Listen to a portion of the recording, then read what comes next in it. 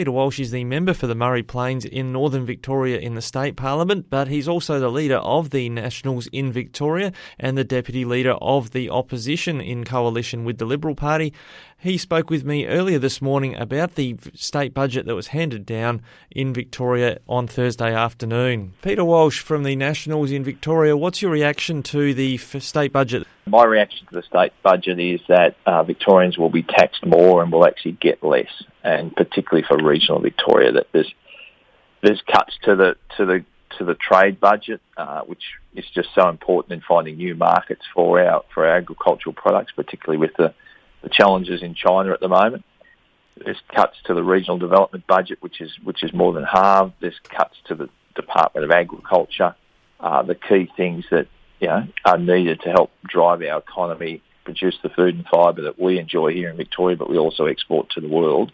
There's cuts right across that sector. Mm-hmm. And from a transport point of view, to finish the Murray Basin Rail project, the government needed to match the Commonwealth's $5 million to do the business case to finish that project. There's no $5 million. There's over $22 billion to make up for the cost overruns on Melbourne infrastructure projects, but nothing for that particular project, the Murray Basin Rail project, that's just so important to North and Western Victoria. Yeah, so that on the Murray Basin Rail project, is it dead in the water from a Victorian point of view? The feds have put some money forward to keep it rolling, but really if the Victorian government's not interested, it's just not happening. Well, the federal government, to their credit, put in another $196 million recently to fix up the mess the Victorian government had made of the first couple of stages of that project. And they put $5 million on the table to be matched by the state to do the business case to finish that project off. And there's not $5 million there in the budget, so that is extremely disappointing. You've now got the situation where you've got some lines that have been standardised and some lines that are still broad gauge, and all the challenges that will create and inefficiencies that will create with rolling stock and moving freight around the western half of the state. Yeah, and speaking of rail, I think your member for Euroa, your Nationals colleague Steph Ryan, has mentioned that what money there was for passenger rail in regional Victoria seems to be piped back into the city.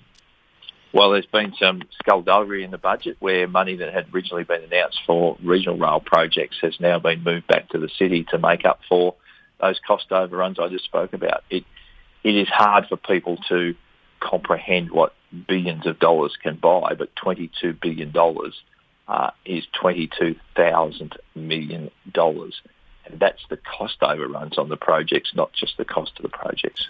Yeah, so that brings me to the new tax. Now, there is some payroll tax relief, first of all, for regional Victorian businesses, isn't that right? There's something for about 4,000 businesses coming through?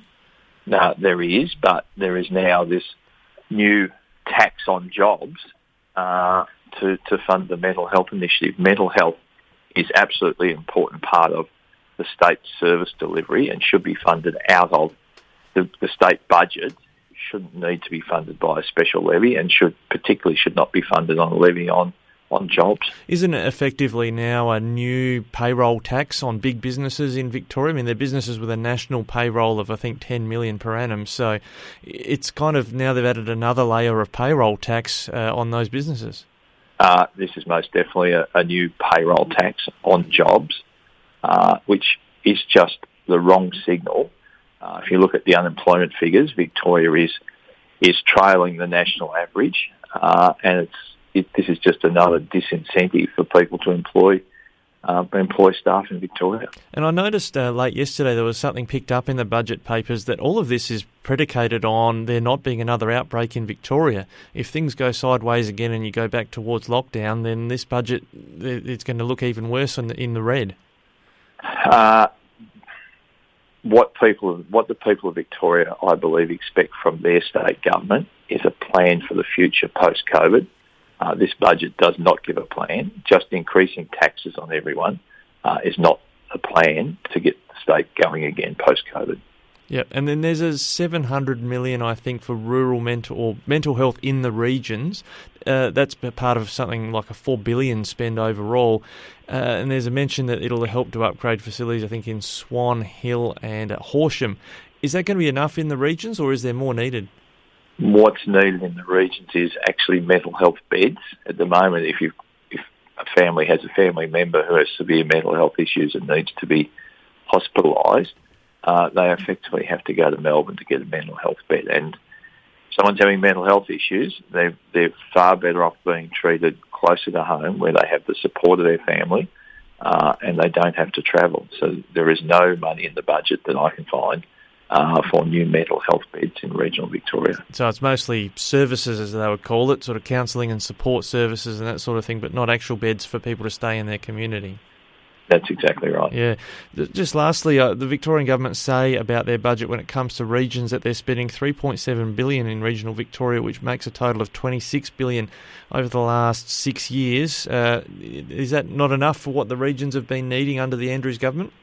On the work that we did on the budget yesterday, if you look at the capital spend on projects, metro versus regions, and you exclude Geelong out of that, there's only about 8% of the budget over those years going into the regions, and the rest is going into Melbourne. So is there a bit of rubbery figures or a bit of funny talk when they talk regional? They're throwing Geelong and perhaps some other big centres in there and not looking at those outlying towns and smaller communities.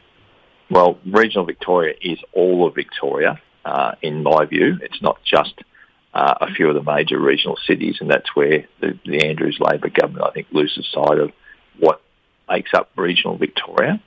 But the majority of the big projects are in Melbourne, and with the huge cost overruns, as we've just talked about, that is just sucking money out of regional Victoria.